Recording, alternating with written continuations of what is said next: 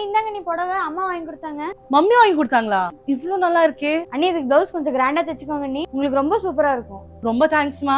Later that same evening. திடீர்னு இப்படி பேசுறீங்க? சரி சம்பந்திமா பாக்குறேன் இருங்க. யாருமா போன்ல? உங்க மாமியார் என்னமோ திடீர்னு வர சொல்றாங்களே, நாளைக்கே வர சொல்றாங்க. அதுக்கு என்னமா போச்சு, நாளைக்கே போலாம். என்னம்மா இப்படி சொல்ற? எதுவுமே உனக்கு செய்யலையேம்மா. அதுல என்னமா போச்சு? அன்னி காலையில ஒரு புடவை கொடுத்தீங்களா, அது வேணா வாங்கி கொடுத்துருங்க எனக்கு. நீங்க அன்னிக்கு அப்புறமா வாங்கி கொடுத்துக்கோங்க. ஐயோ அம்மா, என்னால அதெல்லாம் தர முடியாது. எவ்வளவு ஆசையா உங்க அம்மா எனக்கு வாங்கி கொடுத்தாங்க. இங்க பாரு, என்கிட்ட இன்னொரு புடவை இருக்கு. கொஞ்சம் சிம்பிளா தான் இருக்கும், ஆனா நல்லா இருக்கும், புதுசுதான். நான் அதை எடுத்துட்டு வரேன். இது உங்க அண்ணி கிட்ட கொடுத்துருமா. என்னமா அண்ணி மேல இவ்வளவு பாசம், திடீர்னு இவ்வளவு காஸ்ட்லியான படம் அண்ணியில கொடுக்குறேன்றீங்க? நாளைக்கு ஊருக்கு போகணும் இல்லையா? இவ்வளவு காஸ்ட்லி படம் உனக்கு வாங்கி கொடுத்தா உங்க அண்ணி ஒரு மாதிரியான நினைப்பா. புரிஞ்சிச்சுமா, அன்னிக்கு குடுக்குற மாதிரியே கொடுத்துட்டு அவங்க கையாலே எனக்கு கொடுக்க பாக்குறீங்களா? அம்மா இந்த வேலை எல்லாம் வேண்டாம்மா, நேரம் என்கிட்டயே கொடுத்துருங்கம்மா. இங்க பாரு, இதெல்லாம் உனக்கு புரியாது. இது புரியறதுக்கும் பல வருஷம் ஆகும். நீ முதல்ல கொண்டு போய் கொடுத்துட்டு வாப்போ. என் தலையெழுத்து எல்லாம்